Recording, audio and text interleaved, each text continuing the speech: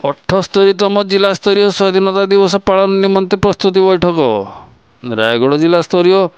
78तम स्वाधीनता दिवस पालन निमंते आज एक प्रस्तुति बैठक जिला परिषद सम्मेलन कक्ष अनुष्ठित हो जाइछि।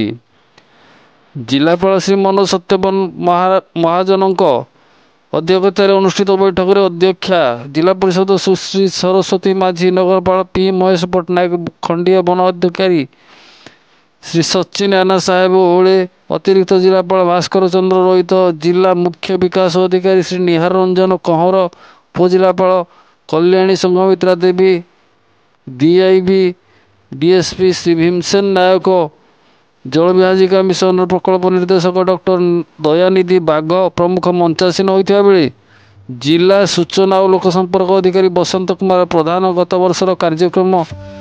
विवरणी पाठ करी संयोजना करने सह चलित वर्ष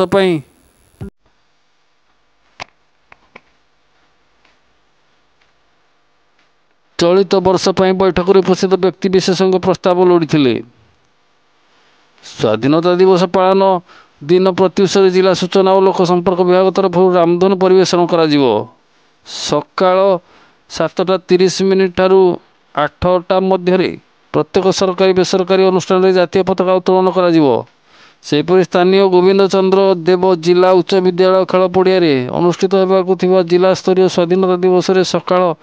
9:15 समय आनुष्ठानिक भाव मुख्य अतिथि द्वारा जातीय पताका उत्तोलन कर छात्र छात्री मानक मध्य विद्यालय और महाविद्यालय स्तर में वक्तृता और देशात्मबोधक भली विभिन्न प्रतियोगिता आयोजन करा जिले में मैट्रिक परीक्षा टप्पर होता कृति छात्र छात्री मानक सम्मानित करने आलोचना करा प्यारेड पड़िया बारिकेड लगाइबा सह अन्य व्यवस्था पूर्त विभाग सह अन्य विभाग को दायित्व प्रदान करा यही दिवस पालन अवसर में विभिन्न अनुष्ठान में यथा जिला मुख्य चिकित्सालय रोगी उपकारागार सेवा समाज सुधार गृह अंतेवासी एवं वरिष्ठ नागरिक मानक फल और मिष्टान बंटन कर बैठक में अन्य मध्य पौर निर्वाही अधिकारी जिला मंगल अधिकारी भारत भूषण विश्वाल जिला शिक्षाधिकारी डॉक्टर बसंत कुमार नायक अबकारी अधिकारी सुशांत कुमार दल सामंत